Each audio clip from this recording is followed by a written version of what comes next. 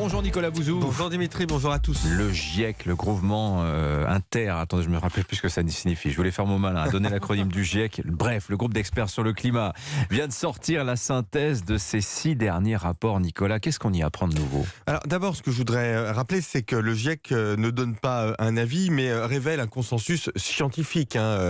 Le GIEC, ce sont des centaines de chercheurs qui font la synthèse des recherches mondiales sur le climat. Et en effet, vous venez de le rappeler, le rapport qui a été publié hier est une synthèse de rapport du GIEC. Ça nous C'est donne 30 pages, 10 000 pages résumées en 30. Voilà, 30 pages qui sont vraiment éclairantes et remarquables. Et cette synthèse nous dit 3 choses. Première chose, on va sans doute malheureusement atteindre les 1,5 degrés de réchauffement par rapport à l'ère pré-industrielle d'ici 2030. 1,5 degrés, c'était la limite à ne pas dépasser théoriquement suite aux accords de Paris en 2015. Bon, on est déjà à 1,1 degré.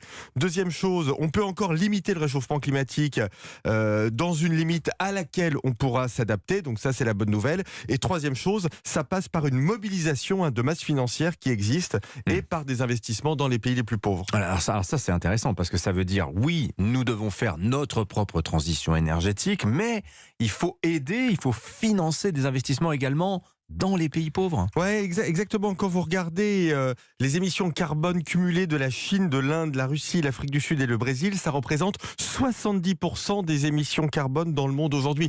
Rendez-vous compte, la Chine à elle seule, c'est 30% des émissions carbone.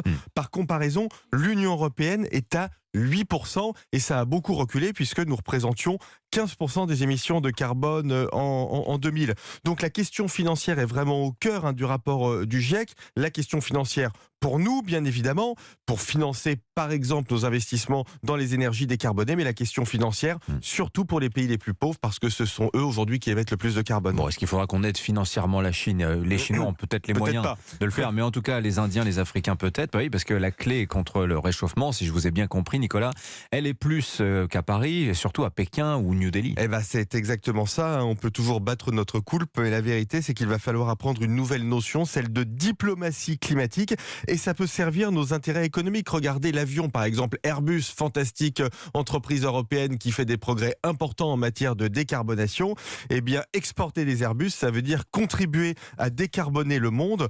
En fait, on a besoin de davantage de développement économique, mais un développement économique plus qualitatif. Merci beaucoup Nicolas Bouzou. À demain.